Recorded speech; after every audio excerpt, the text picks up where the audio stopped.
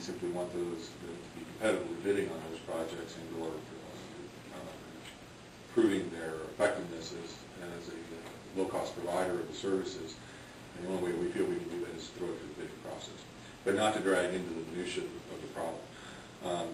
The current decision of the COLAB board, which was again confirmed last week when we had when the ordinance was sent to us, the first reading of June 2nd, was to oppose the ordinance unless we could see these significant changes.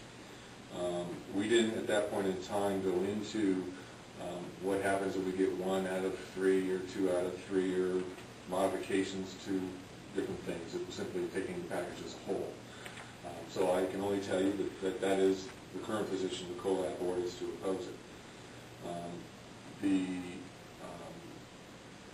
item C on page 13 is the most significant part of this ordinance, and our biggest opposition has been from the beginning this particular area. Whether they would modify their position to any other position, I would not be able to tell you tonight. But that is the current position of COLAB.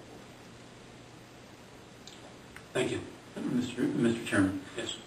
In reference to the 2C, of course, which is, I think, the roadblock here, of course, we do have a first and a second on the table.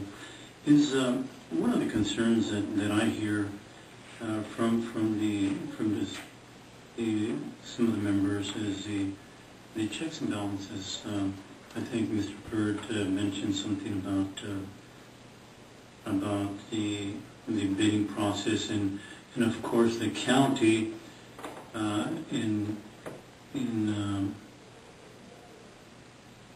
comparison to the cities is totally different. You have what is the UPCA? We don't.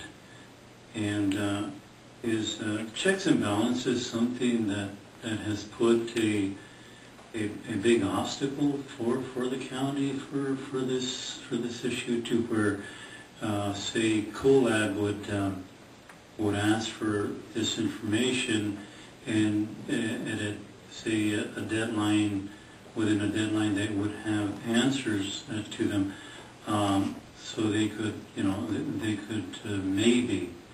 maybe be content with the language. I don't know if that might be an answer, or that is something that they're looking for. I kind of heard Mr. Pert mention that, of course, the bidding process, and of course we understand that the county has their own street department, and so maybe that is an issue that could be looked at. I don't know. I mean, once again, I know we do have first and a second, but that is something to be maybe elaborated on a little more. I don't know. All I can say is, and the county has really tried to meet a compromise of this, and it's come down to, frankly, that there is a difference of opinion. Now, the only thing we can do, the only thing we can say, is that the county will follow all state and federal laws. We can't say anything more than that you're going to follow all state and federal laws regarding the bidding. But taking it a step further, I believe, and Mr. Cordova, you can correct me, I think that we have been in litigation with, for example, Granite Construction, 3 times? And we have prevailed all 3 times. So there is a difference of opinion, and it looks like after we come out of this, if this does go, we will probably go through the same process that whatever developer or member of COLAB, and that's really the crux of this thing, is that are we going to have a road department or are we not? And you know, the bottom line is that that's where we are. And I mean, all I can say is that the county is required to follow those laws. Even under UMCA, that's what the laws are that we follow.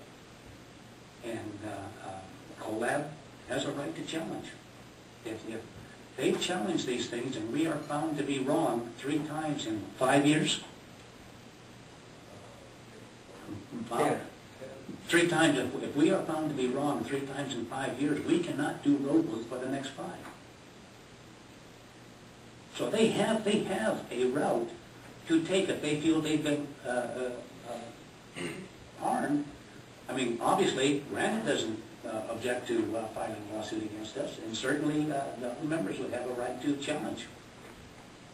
And Bob, if I say something wrong, please stand up, because don't let me hang out here if something wrong I said. I have been known to stray from the truth once in a while. But, not intentionally. But, so they really do have protection. And that's, I don't know what else we can say, is that we are going to follow all state and federal laws, just as you have to. What do you say beyond that? I hope that was rhetorical, Mr. Chair, because I think we're all at a loss as to what portion of applying state and federal laws causes someone to believe that we're not being forthright and actually trying to look at the best way to be the best stewards for the public's dollar. For whatever that reason may be, I don't have an answer, so I hope that question was rhetorical. But I do wish to, I'm sorry, Mr. Vasquez, did you want more? Yeah, I wanted to talk about Measure C, paragraph C for a moment. Because the simplistic answer to that is, it's my understanding that the objection that COLAB has is for the practice of what the county calls cold runs. And with cold runs, county can use resources, whether it's grindings from other projects or, and Ms. Bernay, correct me if I'm wrong. I mean, we're talking about cold run projects. Usually it's on either dirt roads or roads that are just minimal type of base. And those cold runs, by the county doing it, saves the county some $1 million a year.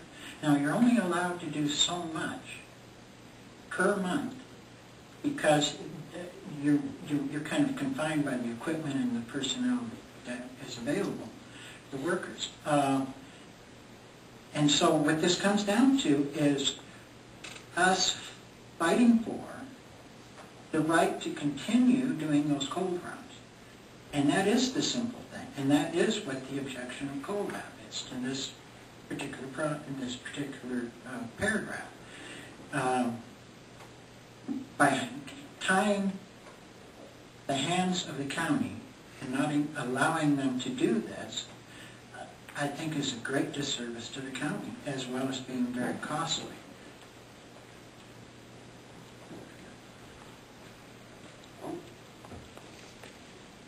Good evening. Alan Huber from Raleigh. I am a member of COLAB. I'd like to clarify a few issues. Good evening, by the way. I clarify a couple of issues. It never was the desire to do away with the county's ability to build roads. It's still not the desire. Most of you on the board are from cities, and the cities fall under a different code than the county.